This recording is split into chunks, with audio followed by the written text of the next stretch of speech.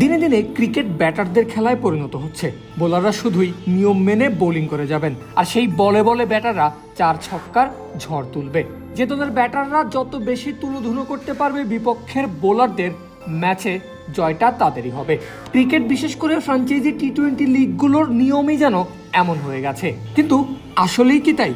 মুস্তাফিজুর রহমান তো পুরোপুরি অস্বীকার করছেন এমন ধারণাকে। চলমান পাকিস্তান সুপার লিগে কাটার মাস্টার খেলছেন বর্তমান চ্যাম্পিয়ন লাহোর কালান্দার্সের জার্সিতে। এখন অবধি 2টা ম্যাচ খেলেছে কালান্দার্স।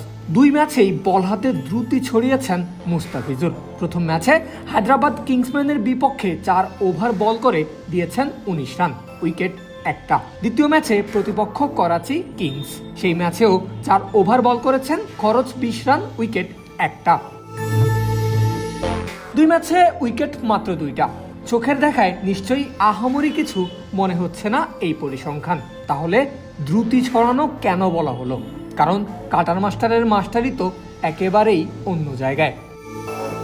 চিজি আইসক্রিমের সাথে ভেলভেটি কেকের মিশ্রণে পোলার রেড ভেলভেট আইসক্রিম, মন ভালো থাক।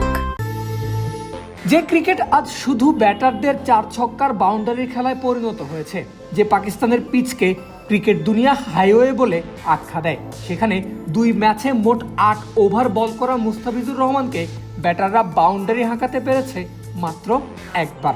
ঠিকই শুনেছেন, এখন অবধি পিএসএল এ 48টা বল করে মাত্র একটা 4-এর বাউন্ডারি হজম করেছেন বাংলাদেশি এই পেসার। কাটার মাস্টারের গ্রেটনেসের প্রমাণ আরও ক্লিয়ার করে যখন দেখা যায় তার করা 8 ওভারের মধ্যে 4টা ওভারই ছিল ডেথে, 1 ওভার ছিল পাওয়ার প্লেতে। মুস্তাফিজ তার একমাত্র 4টা হজম করেছেন করাচির বিপক্ষে, টুর্নামেন্টে নিজের করা 8ম ওভারে। মোট কথা, টাইগার পেসার টি-20-র মতো ক্রিকেটেও আনপ্লেয়েবল হয়ে উঠেছেন।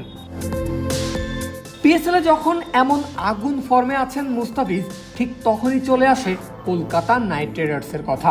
তার উপর গেল রবিবার পিএসএল এর লাহোর কালান্দার্স তথা মুস্তাফিজের ম্যাচ যখন শুরু হয়, ঠিক তখনই আইপিএল এ শুরু হয় কলকাতা নাইট রাইডার্সের ম্যাচও।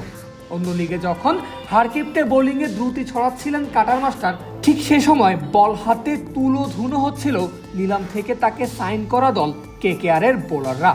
রেকর্ড 220 রান করেও সেই রান ডিফেন্ড করতে পারেনি নাইট রাইডার্সের বোলিং বিভাগ। মুস্তাফিজের বদলি হিসাবে দলে নেওয়া মুজারাবানিকে দিয়ে কোটার 4 ওভারও করাতে পারেননি কলকাতার ক্যাপ্টেন আজিঙ্কিয়া রাহানে, কারণ 3 ওভারেই মুজারাবানি হজম করেছেন 34 রান। সব মিলিয়ে একদিকে ফিজের আনপ্লেয়েবল বোলিং, অন্যদিকে কেকেআর এর হাল দেখে প্রশ্নই আসে, মুস্তাফিজুর রহমানের জন্য কি এখন আফসোসই করছে কলকাতা?